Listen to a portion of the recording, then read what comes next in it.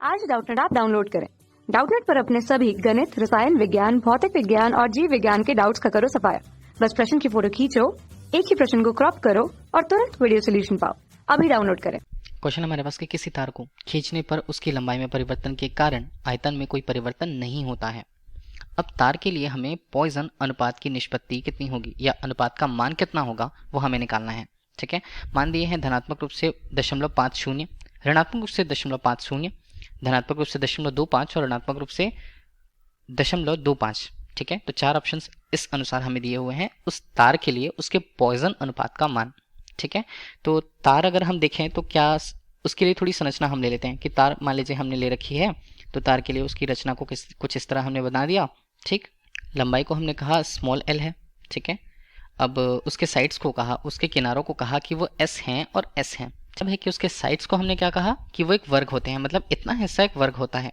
ठीक है, तो इसके अनुसार खींचा जाए तो एक बाह्य बल लगाया जाएगा उस पर एफ के रूप में। ठीक है, तो अगर ये बल लगाया जाता है उसकी लंबाई में परिवर्तन होगा डेल एल, लंबाई में वृद्धि हम मान के चलते हैं। प्रारंभिक लंबाई कितनी एल थी।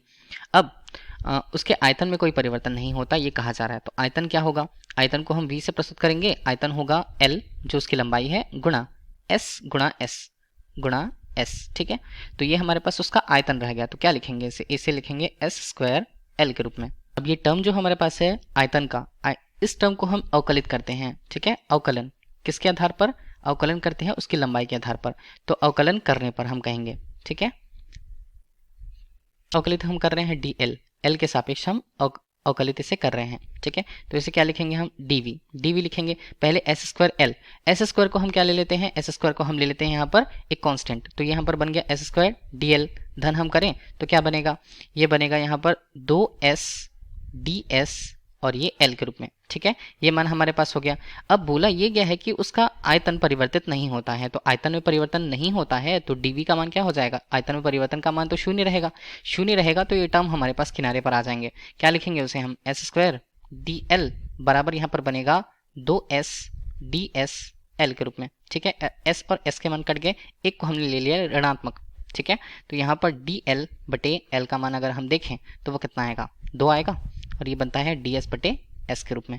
और ये हम चलिए ले लेते हैं, इसे ऋणात्मक हमने ले लिया, तो एक सूत्र हमें मिल गया, यह संबंध हमें मिल गया जो लंबाई में होने वाले परिवर्तन को प्रदर्शित करता है। देखिए हमने साइड्स मतलब किनारों के लिए भी उसमें परिवर्तन को बता दिया और उसके लंबाई में होने वाले परिवर्तन के मान को बना दिया। ठीक है, तो ds बटे s को देखिए हम उस तरफ पक्षांतरित कर देते हैं। कैसे बनेगा, ds बटे s के रूप में ऊपर की तरफ मान, और इसी तरह नीचे क्या बनेगा, dl बटे l के रूप में। ठीक है, ये हमारे पास हो गया, और नीचे देखें तो ds वहां पर चला गया, dl नीचे आ गया, तो 1/2 को ले गए तो ये ऋणात्मक रूप से 1/2 आ जाता है हमारे पास। ठीक है, और यही टर्म क्या कहलाएगा। अब हम बात करेंगे पॉइसन अनुपात की, तो पॉइसन अनुपात हम कहते किसे हैं, पॉइसन अनुपात होता है अनुप्रस्थ विकृति बटे अनुदैर्ध्य विकृति का मान।